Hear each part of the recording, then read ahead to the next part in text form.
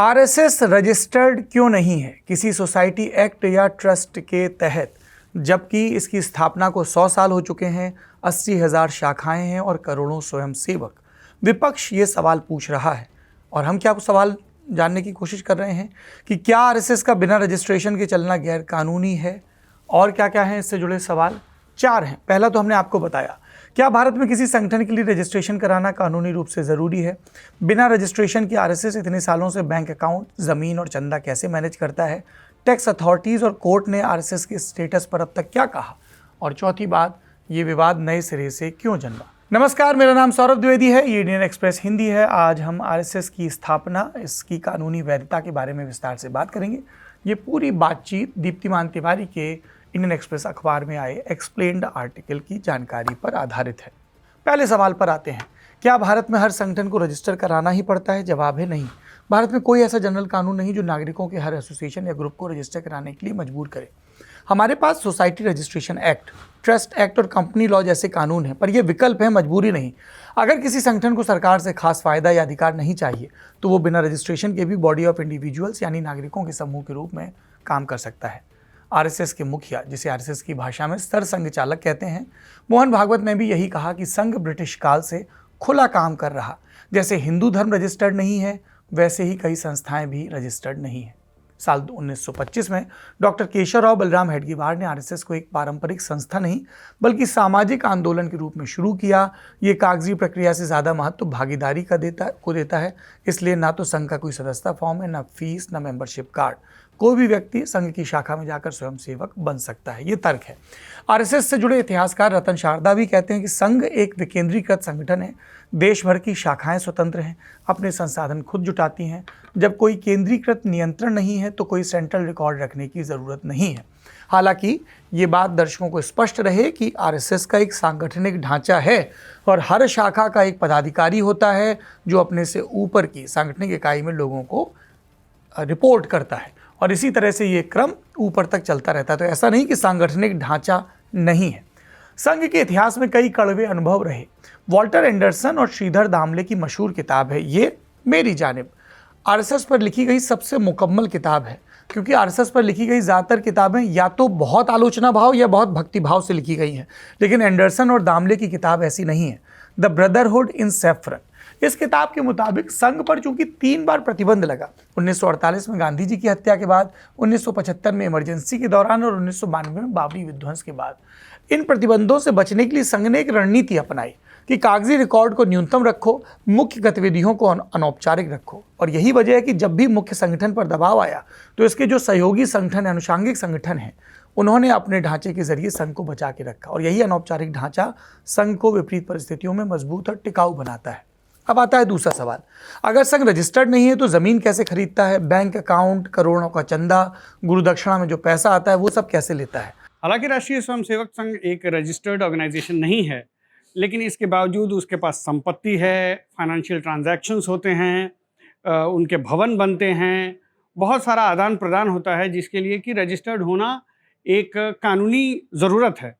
तो इसको आखिर संघ कैसे पूरा करता है? संघ के जितने भी अनुषांगिक संगठन हैं, यानी कि जो उनके एसोसिएट ऑर्गेनाइजेशंस हैं, जैसे कि हम विद्या भारती जानते हैं, संस्कार भारती जानते हैं, भारतीय मजदूर संघ को जानते हैं, स्वदेशी जागरण मंच को जानते हैं, ऐसे बहुत सारे ऐसे संगठन हैं जो कि संघ से जुड़े हुए हैं या संघ के एफिलिएट्स जिनको कहा जाता है, वो सभी रजिस्टर्ड ऑर्गेनाइजेशंस हैं।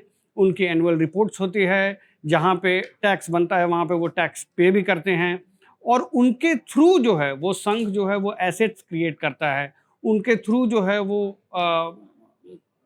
फाइनेंशियल ट्रांजैक्शंस, जो भी उन अनुषांगिक संगठन के फाइनेंशियल ट्रांजैक्शंस होते हैं वो उनके इस माध्यम से, इस तहत होते हैं। दूसरी चीज़ ये है कि जब भी, जैसे कि संघ का अगर हम एक प्राइम एग्जांपल ले लें, अभी कुछ समय पहले संघ का जो मुख्यालय है वो दिल्ली में तैयार हुआ, केशव कुंज उसका नाम है।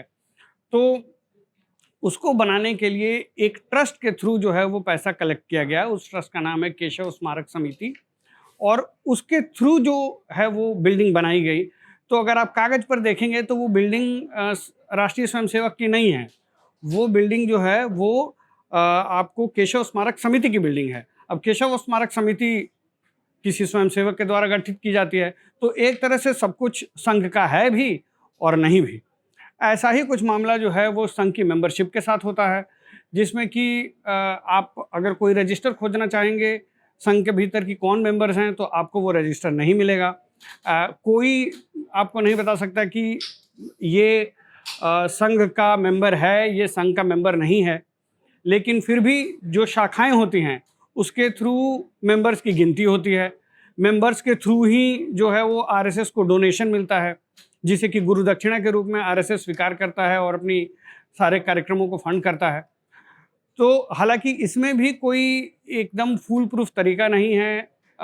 ये गिनती कितने, जैसे हर साल जो है वो संघ बताता है कि हमारी इतनी शाखाएं हैं और हमारे इतने मेंबर्स हैं, उन शाखाओं में जा रहे हैं। तो ये जो है, जो भी संघ का शाखा प्रमुख होता है वो साल के एंड में एक गिनती जो है वो मुख्यालय को देता है और उसके बेसिस पे एक एनुअल रिपोर्ट बनती है जिसमें ये सब डेटा होता है। लेकिन उसमें भी जो है ये जो मेंबरशिप होती है वो बड़ी फ्लोटिंग होती है। एक दिन 4 लोग आए तो किसी दिन 15 लोग आए तो किसी दिन 20 लोग आए। तो इसमें कुछ भी एक जो है वो प्रूफ के तरीके से आप नहीं कह सकते कि ये जो है वो रेगुलर मेंबर है, ये रेगुलर मेंबर नहीं है। तो इस तरह का कुछ जो है वो पूरी व्यवस्था है जिससे कि संघ जो है वो अपने आप को संचालित करता है। तीसरा सवाल, क्या टैक्स विभाग ने कभी इस पर उंगली नहीं उठाई? 1970 के दशक में बॉम्बे और पटना में टैक्स अधिकारियों ने संघ को मिलने वाले चंदे यानी गुरुदक्षिणा पर टैक्स लगाने की कोशिश की थी। मामला अदालत तक गया। लंबी कानूनी लड़ाई के बाद 1994 में पटना हाई कोर्ट ने फैसला दिया। कोर्ट ने माना, नियमों के मुताबिक आरएसएस एक बॉडी ऑफ इंडिविजुअल्स यानी व्यक्तियों का समूह है और उसे मिलने वाली गुरुदक्षिणा यानी जो चंदा मिलता है उस पर टैक्स से छूट रहेगी। यानी कानून की नज़र में संघ का तरीका वैध माना गया। संघ के पास वैसे अपना एक लिखित संविधान है जिसे उन्होंने 1950 के दशक में सरकार के दबाव के बाद बनाकर सरकार को सौंपा था। अब आते हैं आखिरी सवाल पर कि जब सब कुछ लीगल है तो अचानक ये मुद्दा गर्मा क्यों गया? दरअसल कांग्रेस के राष्ट्रीय अध्यक्ष के बेटे और कर्नाटक के गृह मंत्री प्रियांक खड़गे ने 13 जून को आरएसएस के मुखिया मोहन भागवत को एक चिट्ठी लिखी, मांग की इतने बड़े पैमाने पर काम करने वाले संगठन को खुद को रजिस्टर कराना चाहिए, अपनी फंडिंग और पदाधिकारियों की जानकारी पब्लिक करनी चाहिए। बाद में टीवी इंटरव्यूज में भी उन्होंने कहा कि जो संगठन मुख्यमंत्रियों को तय करता हो, कैबिनेट मंत्रियों को तय करता हो, जिसकी विचारधारा से देश की पॉलिसी बन रही हो, उसको सार्वजनिक जीवन में पारदर्शिता अपनानी ही चाहिए। इन सबसे इतर विपक्ष और आलोचक ये भी कहते हैं कि आरएसएस जब इतना प्रभावशाली है तो वो अपने बारे में ज़्यादा जवाबदेही क्यों नहीं रखता है? अब आपकी बारी है। आपकी संघ और उसकी कार्यशैली के बारे में क्या राय है? कमेंट बॉक्स में ज़रूर बताइए। यह है इंडियन एक्सप्रेस। मेरा नाम है सौरभ द्विवेदी।